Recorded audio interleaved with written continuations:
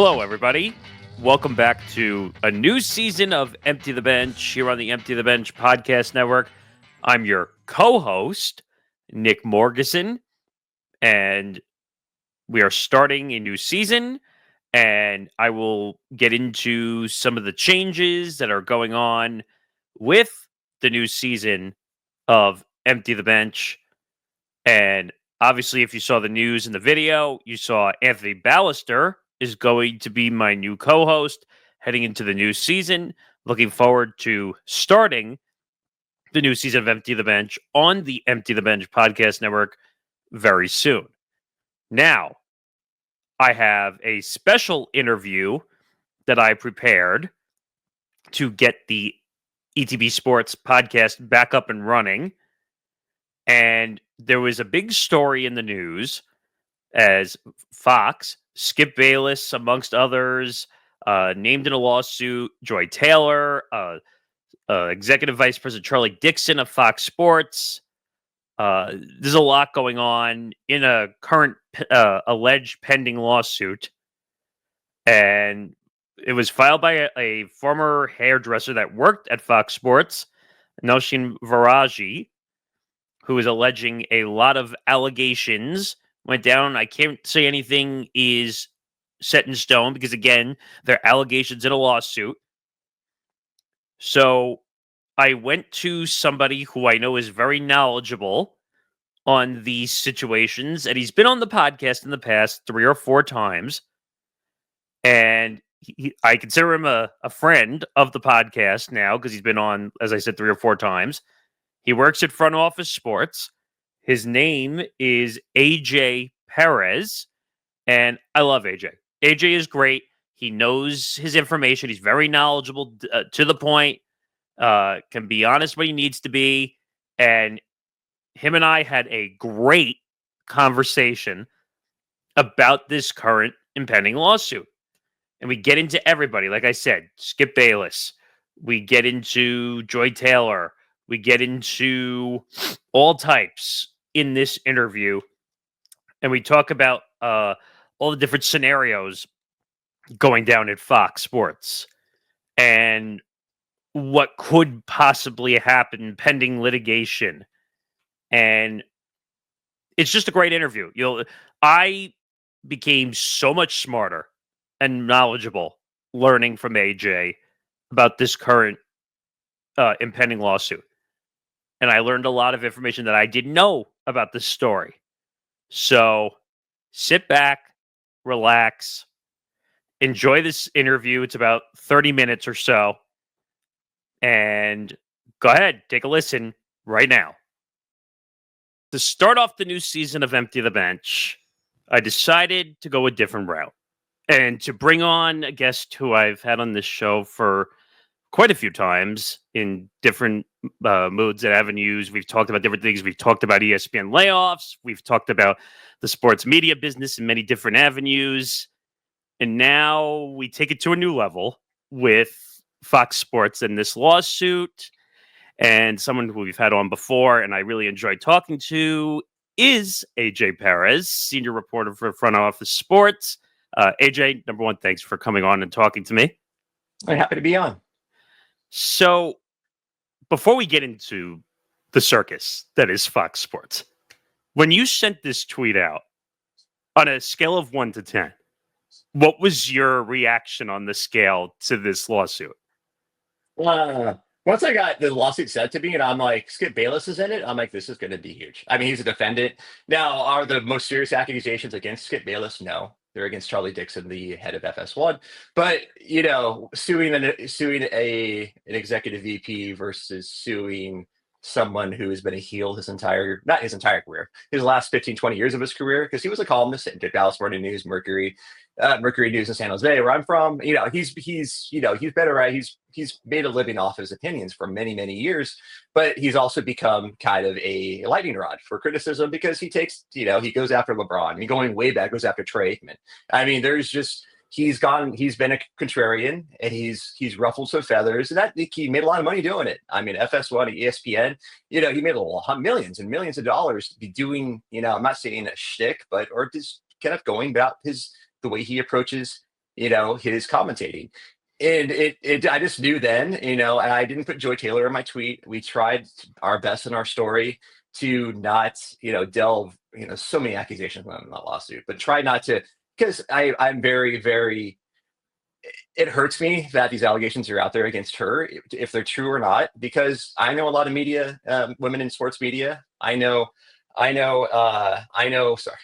know sources. I know, my wife's a former sports writer. I know the misogyny, and I see it on Twitter.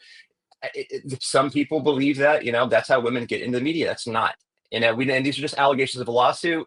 Joy's still on the air. We don't know how valid these allegations are. It's very, I feel so. But we linked to the lawsuit, and when you do that, as a journalist, you can frame everything perfectly. But as a practice, I put everything I write about, I put in my document cloud so people can read it. So now a lot of outlets took it and didn't credit us. I almost watermarked it. I should have. But even then, it's kind of whatever. But this was out there. I didn't. This was just a tip. It wasn't from anybody involved in this case. It took over a day to get a statement back from the hairdresser's attorneys. They were not involved in. They were hard to get a hold of. They still are. But it's just we're days out, and we still have like one statement from Fox that really. It wasn't much, and one statement from the plaintiff's attorneys, and which wasn't much either. And so this is going to be one of those things where it's just going to be we're going to be following the case, checking the docket out there in LA County Superior Court, and see where it goes. Because like right now, I wouldn't even know the lawyers involved for among the defendants. So. No, I mean, and this is a big thing. Like, it's a bit, to me, I kind of, and I don't know if this is the wrong way of interpreting it. It's a little bit of a circus, kind of what's going on at Fox Sports, but. Yeah. What should people know about Noushin Faraji? Like, I know she's a hairstylist at Fox Sports, but what should people understand about her in terms of this lawsuit in this case? She was, according to her, she was in a toxic environment. She was propositioned by Skip Bayless allegedly for $1.5 million to have relations with. It was, she was, Skip made other comments. We have a allegation of harassment against Charlie Dixon. Who some, I don't want to get into a lot of it is so salacious, but yeah, so we got that. And then, Joy Taylor, obviously, there was allegations against her, how she got her job and how she could keep her job, I will say. The fact that Bayless and Joy Taylor are even defendants for a lawsuit that, were a corporation, and Fox, going back to Fox News and even going back to other issues that Fox, Fox Sports has settled other cases over the last nearly more than 20 years. There's not the first time, but it's like, and it's FS1 is not the biggest part of Fox Corporation. They were kind of a little left on their own a little bit there, much in LA and Century City. And I think that, that could play a role. In college, we call that lack of institutional control. I think could have been that there. Maybe a lot of people weren't following what was going on at FS1. There was HR. There was HR didn't step up. We saw that alleged in the lawsuit. Where they kind of instead of going after her allegations, they kind of allegedly took the investigation to aim at the hairdresser. So it's just kind of there's so much. Was written like a feature story, this lawsuit. I know there was one other. It's been killing me for this entire week trying to remember it. There was one lawsuit I covered that was similar, but most filings aren't like this. Most complaints aren't like this. Normally, when a workplace harassment like this, they have the law firm will work with a major outlet, Wall Street Journal, New York Times, even TMZ. They're like, hey, we're going to file this. Here's a draft complaint. Just for your information, it's going to be filed at so and so day, so and so time. You can just once it hits the docket, we'll tell you, or keep an eye on the docket. That wasn't happen. This firm. One of the lawyers has a huge, extensive history in litigation, usually defending corporate networks. So it's very interesting that these lawyers who are now kind of really just letting the process play out. We're going to see responses. The next thing we're going to see is who the lawyers are for Fox and the other defendants, and from there, then Fox within a month or so will file a motion to dismiss. I'm pretty sure, and it can be citing various things. The claims, if it ever gets to discovery, we're probably maybe end of this year at the earliest. Once all the motions to dismiss have been decided and everything else, then we get to discovery. This is going to be a long process. I don't see a quickie settlement, just because the way it was handled and the way we discovered it. It wasn't through a lawyer, a law firm tipping us off. It was just having the right contacts, I guess, and someone who trusted in me to report it. So I guess the question, and I'll get to Skip Bayless and a bunch of others in a second, because trust me, I have a ton of questions to ask about this. But we see the lawsuit when you tweet it out and you share the news. How long would you say approximately this was going on for? Because you putting it out now just doesn't mean it just snapped and happened on the spot. How long approximately do you think this process has been kind of brewing for? Well, she left her out right around the same time Skip Bayless did. I think it was August of last year. So pretty much any time after that. Did she approach these two attorneys before? Maybe. I mean, but it was also the most interesting comment from anybody on this so far this week was Stephen A. Smith, who basically said she keeps a copious notes or something very close to that. I don't know the exact quote off the top of my head. That was the most interesting thing. Yes, he took up for Skips and he was too cheap to offer that much money. There's that. But the most interesting about, I'm like, yeah, and those are crucial. Those are crucial. Those keeping a log like she may have, or a diary, and keeping and writing things down over the years. It's still basically hearsay evidence, but it's also, it's using her memory. She'll have dates, she'll have times. They'll be able to verify fairly easily if on so and so day that she cut Skip Bayless's hair or Shannon Sharp's hair. Shannon Sharp's not part of this lawsuit. He's mentioned just, it just kind of among other, nothing's been alleged against Shannon Sharp. And a lot of people, nothing was alleged against Colin Coward. Nothing's been alleged to Nick Wright. There's a lot of people who a lot of people made up, and it's interesting, who wasn't named in the lawsuit and who was. And Emmanuel Acho isn't a defendant, but he was named in there.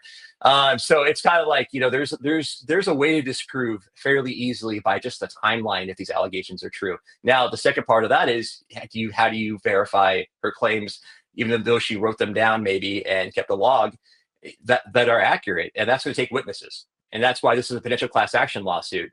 So going back 4 years from when the lawsuit was filed last week, for any Fox employee who is similarly situated, basically, that's what they say. So any Fox employee, there could be other plaintiffs added. That's the whole. I think that's pretty much the stated goal of this lawsuit, being a potential class action. Is there could be other plaintiffs involved. Now, will there be named plaintiffs? Will there be John Doe plaintiffs? Which will, that could happen. And eventually, those people names are, as we've seen.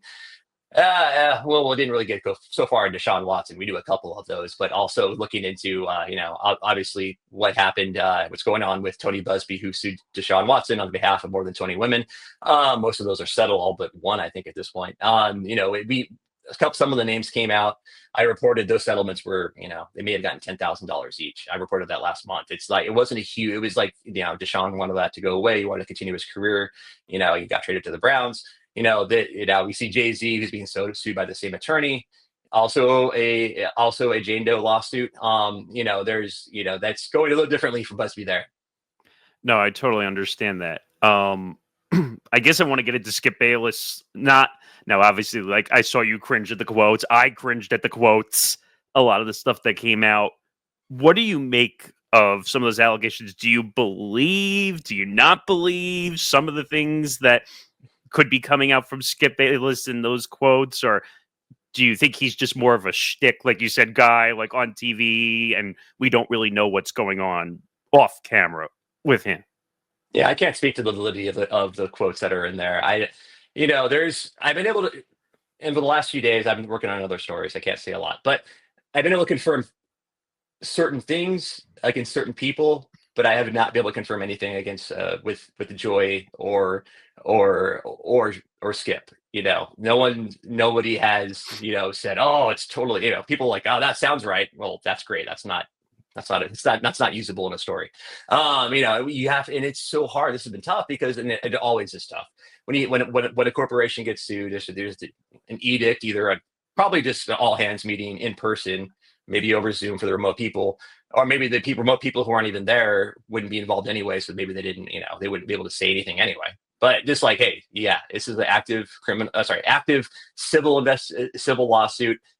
Civil. Make sure I put that out. No criminal. No crime's been alleged. There's there's no criminal investigation as far as we know.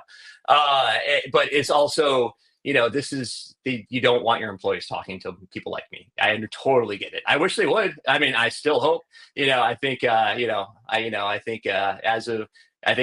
who knows? Within the next 5-10 minutes after this, I'm done here. Maybe I can get some more, but I totally get it. So it's I'm hopeful that there's my next reporting is going to be solid no matter what. But I would love to get as many people, including Skip Bayless or Joy, to talk to me. But that's I can AP reported who his attorney is, which was half right.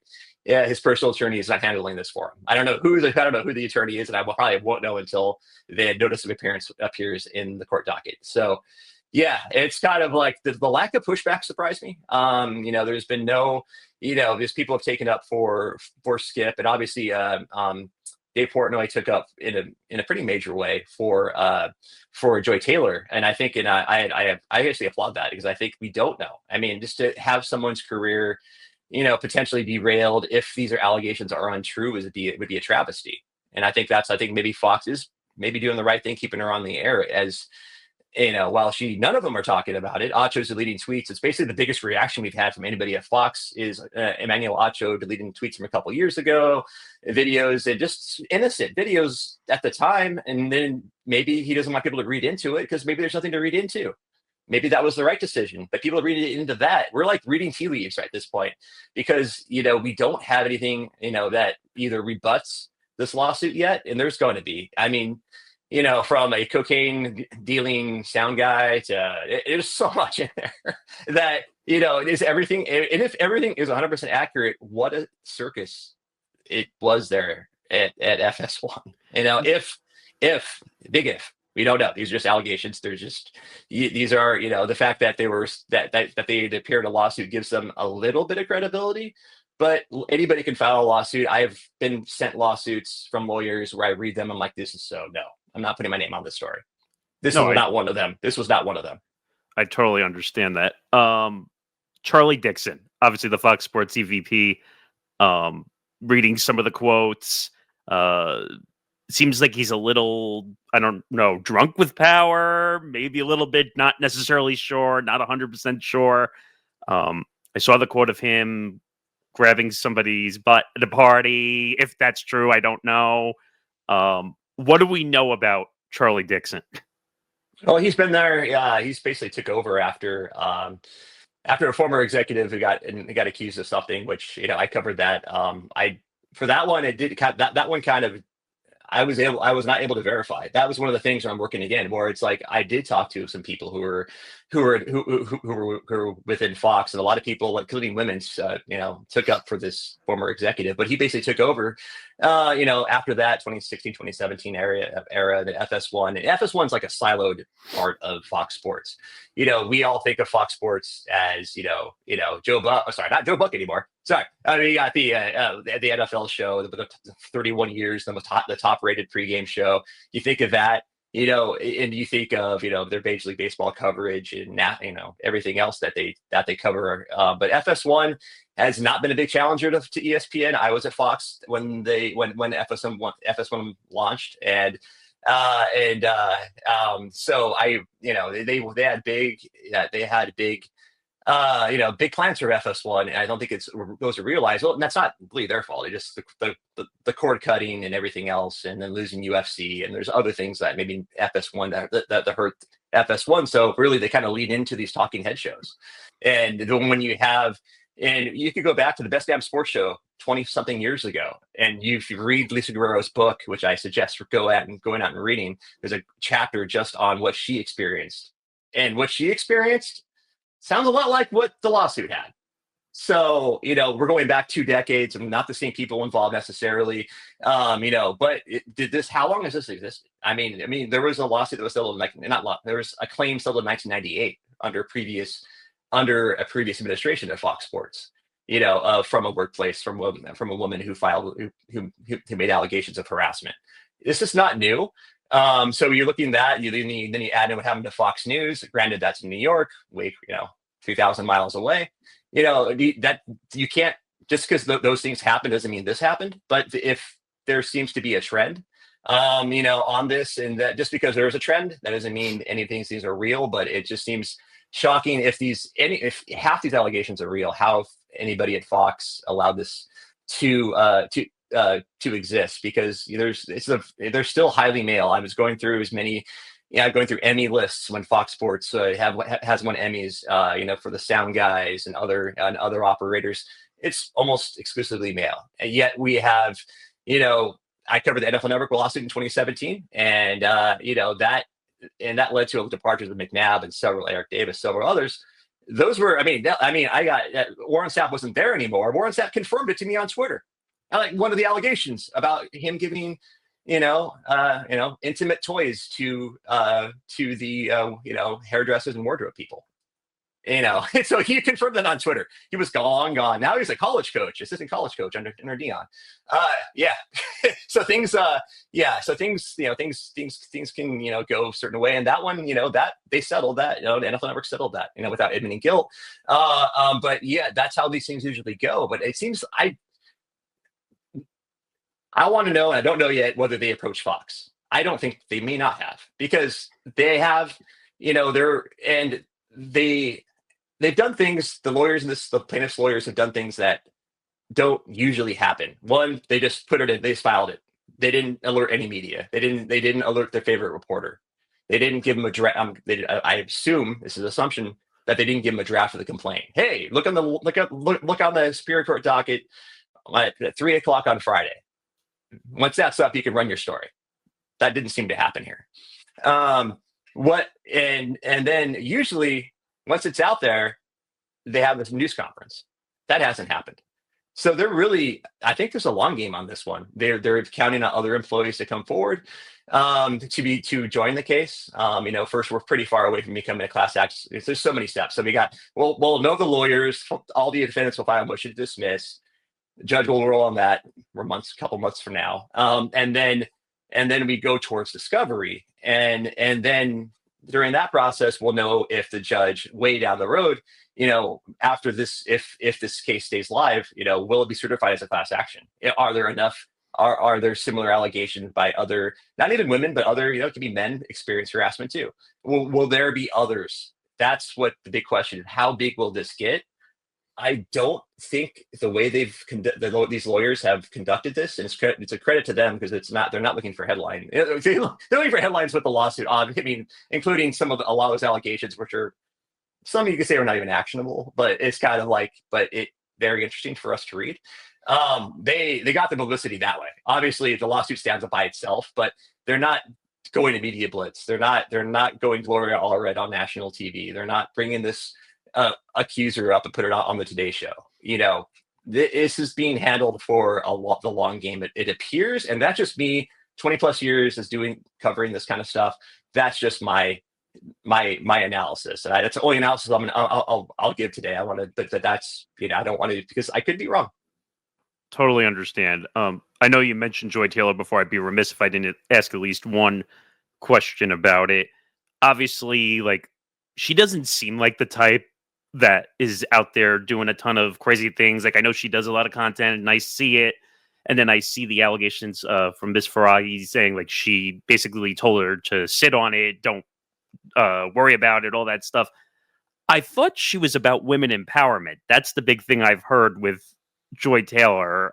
Unless I'm not hearing that correctly, did you think that was a little bit of an odd response if that is proven to be true? That's hard to say, because we don't know if it's true or not yet. So that, yeah,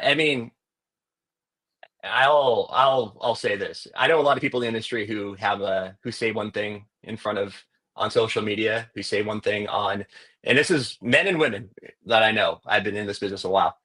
They're totally different behind closed doors. They're totally different when there's nobody around. That's human nature. And athletes are like that. Regular people are like that. What we show. I try to be as authentic as possible, by the way. But that's why, if we met on the street, I would interact with you the same on Twitter. If you're if you're being an a-hole, I'll be an a-hole right back. But I'm not. So, but it's kind of like we don't, especially when you get to that status, when you're on TV every day, you get, you got ego involved. Some people, not all people. There's some great people, the most humble people you'll ever meet, who are on TV every day, who are on major platforms, who are just the nicest people ever, and they're the same on camera as they are off. And I would say I think that's probably the majority of the people I know in the industry. But there are people in the industry who, and like any line of work, you never know. This is like, you never know somebody just because they're like that. That's their brand. Their agents and their business people have promoted this image. It's just an image. You don't really know. This is why, Stephen A kind of coming in a little bit of support of Stephen A by saying he's too cheap. That's even like hard for him to do, I'm guessing, because these allegations are so, this is a toxic workplace. And I cover this with the Commanders. I've covered this several times in my career. And what it leads to is usually changes pretty quickly. I mean, that fact that HR didn't step in to mitigate this stuff at the start, allegedly, it's troubling, because that's why HR is there. HR is there to protect the company from these kind of things. Now, if these are totally bogus allegations, maybe that's why HR didn't get involved. I don't, but I find it hard to believe that there's, especially if we see other plaintiffs coming on board in this case. But yeah, it's just kind of it's going to be interesting to see what the fallout is immediately, especially as Super Bowl's coming up. We're a month away. Fox is the broadcaster. FS1's going to have a huge compound there in New Orleans, and they always have a big press conference a couple of days where the Super Bowl, where the broadcaster, they'll have Tom Brady up there. They'll have all these all their talent up there, including Eric Shanks usually. And this is going to be a question he's going to be asked, and he'll probably try. This is going to be. The chances that this gets settled over the next, before the Super Bowl, seems pretty slight at this point. But it could all, obviously, everything could change if Fox wants to move past this and make the changes. I think the changes that you see in the lawsuit, they want this to end. These allegations of a toxic workplace, they want to be corrected. That's one of the aims allegedly for this lawsuit. Whether those exist or not, that's a big part of it, because of the settlement, they're not going to admit guilt, but I'm sure these lawyers are going to want structural change so this does not happen again if these allegations are accurate.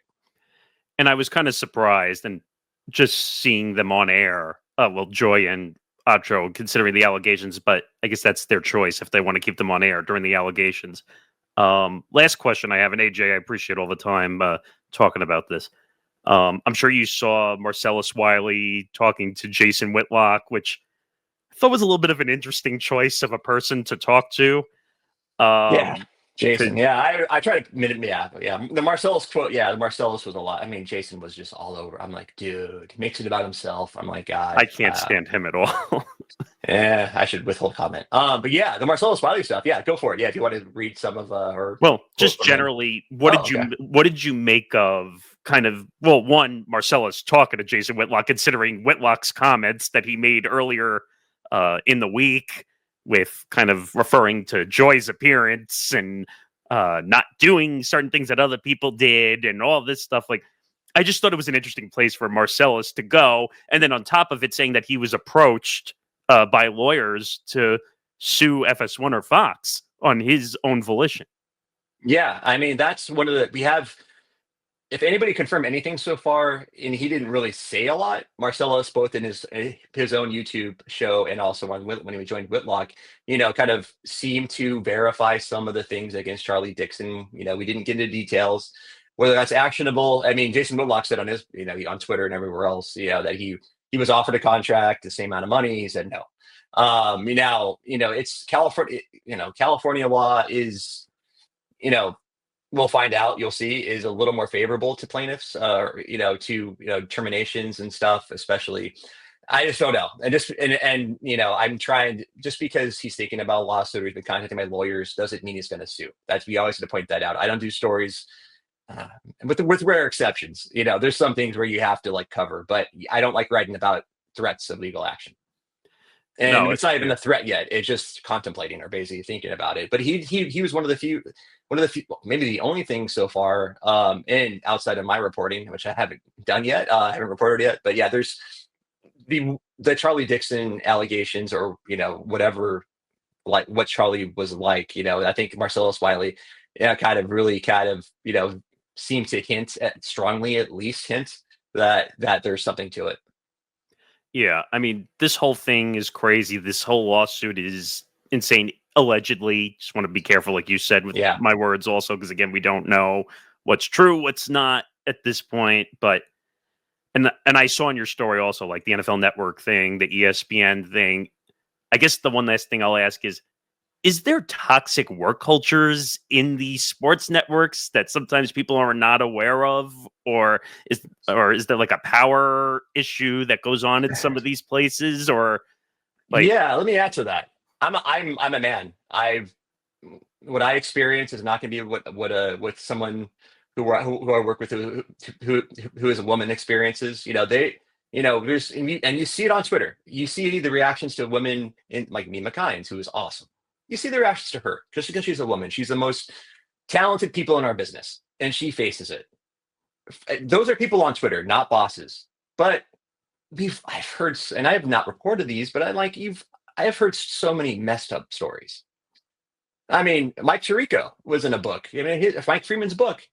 What he did, that wasn't great. You can go Google that. I'm not going to get into Mike Tirico. I don't. It's a couple decades ago, so I don't want right? to. But you and even and it's what they experience, what women experience, knowing a lot of women in sports media, having my career being boosted by them, and I wouldn't be here right now without several great women in sports media. And we're not that far. We're only 30, 40 years ago. They weren't even allowed in the locker room. They weren't allowed to be a sports writer. And then you have the Trailblazers, the American Women's Sports Media has done a great job getting access and changing things. But it's the people in charge, and it's always going to be that. How many women are in charge of sports networks? How many women are executive VPs? How many women are, we just look around. There's not a lot. There's still not a lot. So it's kind of like, and I'm not saying, I'm not blaming anybody for that, but it's, that's just where maybe HR should be coming a little more active, or some kind of oversight, because these, the women still get mistreated in sports media. They get mistreated in a bunch of other industries. They still don't make as much as men do. So it's kind of like, that's just the way, it's kind of like the way our culture's been. They didn't have the right to vote until about 100 years ago. I mean, there's just so many things where it just ingrained into basically our society. And with that is the misogyny and sexism, which Joy's now facing. Like I said, I feel really bad if these allegations are untrue. We try to downplay them in the story, but we link to the lawsuit so people can read it. These are all, like we said many times in this, just allegations. Nothing is just, we're so far away from confirming a lot of the lawsuit. Some of it we can, a little bit, near future. But a lot of it is just going to it's going to take legal process to play out. And maybe some of these defendants coming in front of the camera talking to me. And I'm assuming this is going to be a long, long process, like months or years, maybe, depending how long this could take. And like you said, like the HR and that whole situation, if that's true, I mean, but I feel like we've seen that in other workplaces before. We've had HR issues and employee relation department issues, but we'll see how this plays out. AJ, I can't thank you enough for coming on and giving me more detail, kind of explaining to me the lawsuit and everything. Go check out AJ Perez, the senior reporter for Front Office Sports. When I tell you he's done a lot of great work, he's done a lot of great work. He's been on here before, so I can tout to it. So go check it out. Social media by AJ Perez. Check him out. AJ, thank you for coming on with me. And thanks for having me.